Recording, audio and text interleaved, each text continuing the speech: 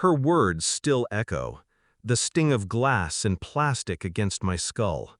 The sudden burst of white light.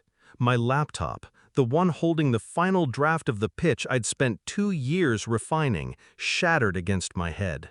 The metallic taste of blood mixed with the hollow sound of her laughter. "You don't deserve a future," she said. "You're just another sad trophy I kept in the basement." Her laughter wasn't joy. It was contempt. Sharp. Final. And in that moment, I realized something. She had no idea who she married. I used to think love was a fortress, that when you let someone in, you built walls not to keep them out, but to protect what you built together. I let her in, gave her everything. The late nights coding in a cramped apartment, the ramen dinners when money was short, the quiet celebrations when our tiny startup made its first profit. She was there. Or so I believed. I mistook her silence for patience, her smiles for pride. But beneath it all, she wasn't building with me. She was waiting to see how high I could climb before she could shove me off. The first crack appeared a year ago. I came home late from a meeting, found her on the phone, whispering. The way she snapped her laptop shut when I walked in wasn't casual, it was defensive. Then came the slips.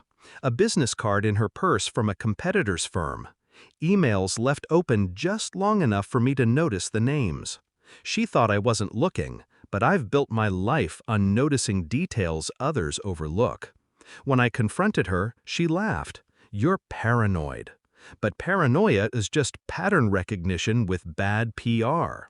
I started digging, quietly. Passwords were easy, she reused them. I found encrypted folders, transfers, contracts, all pointing to her feeding my ideas, my designs, to the very company I was set to crush in the coming months. My wife wasn't my partner, she was my saboteur. The night she smashed my laptop, I stopped being her husband. I became her reckoning. I didn't scream, I didn't fight back. I let her believe she'd won.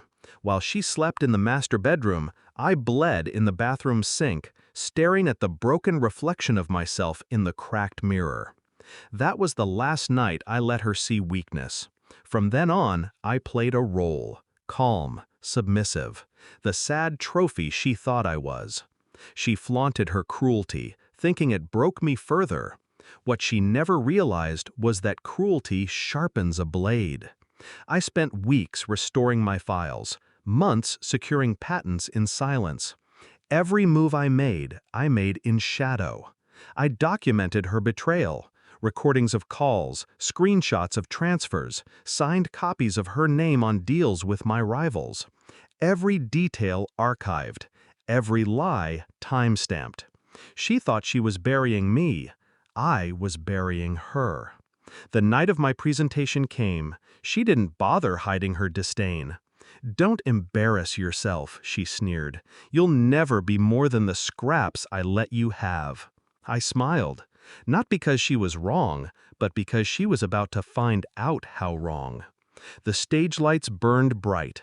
Investors, journalists, competitors, the room pulsed with expectation.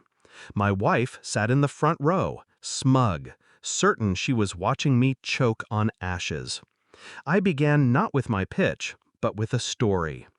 "Betrayal," I said, my voice calm, steady. "It cuts deepest when it comes from the hand you trusted most." I projected documents on the screen, names, dates, audio clips. Her voice, unmistakable, selling my algorithms to my rivals. Laughter, mockery, her promises to destroy me. Gasps filled the room. Eyes shifted from me to her. The smug mask cracked. Her lips parted, but no words came. "This," I continued, "is what I've endured. But tonight I stand not as a victim, but as proof that silence is not weakness. Patience is not defeat." I unveiled the prototype, polished, perfect, filed, patented, untouchable, all in my name.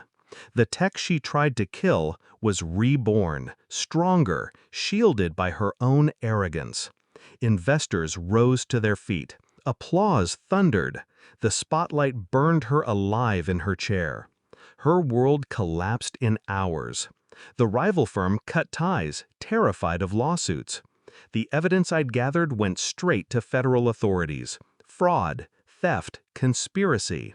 She wasn't walking out of that room as a wife. She was leaving as a criminal. When the handcuffs closed around her wrists, she finally looked at me.